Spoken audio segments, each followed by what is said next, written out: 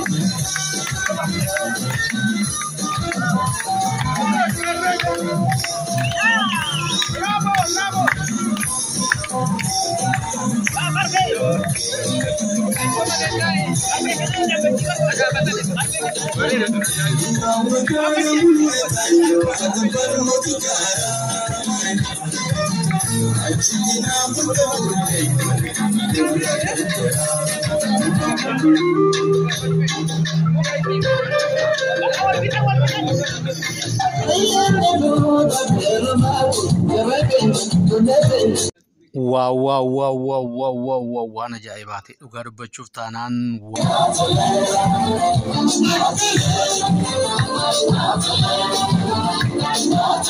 كيني لمان بقى جمدني شيدا غاري كان جمچو إسني فتوجنا إيه وري دربي ولاتا أما كنو سلا ورا أبولا ورا مينزي أرغا ترتنا كسانتي سمتني أما موكنو أروسا في أروستين رفاجرو akka kanatti simachuudhaaf hundumtuu bakka jiru ka'ee akka gaariitti isaan simachuuf qophaa'aa jira.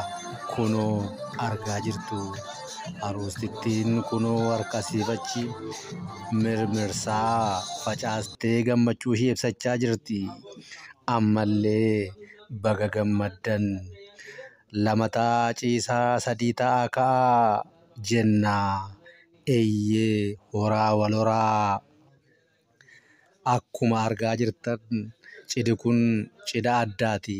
Baay'ee kan namatti toludha. Cidha Oromoo biyya Oromiyaa keessatti ta'aa jiru fakkaata. Garuu kan jiran magaalaa Paaris irraa.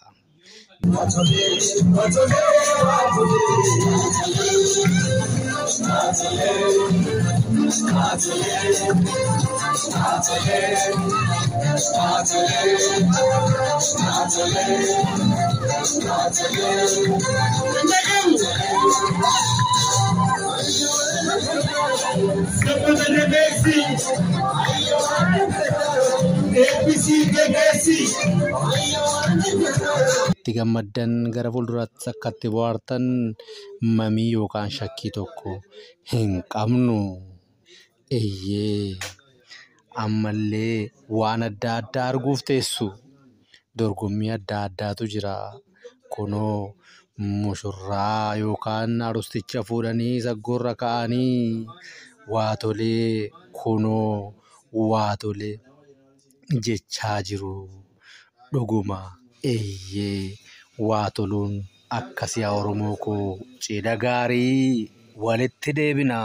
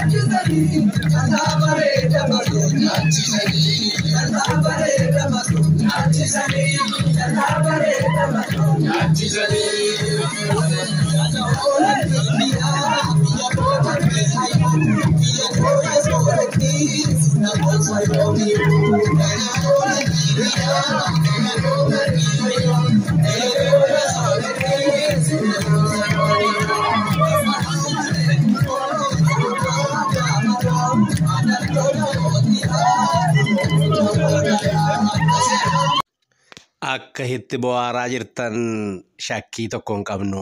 Amma kan inni itti kennaa jiru kun mee akka aadaa Oromootti maal jedhama?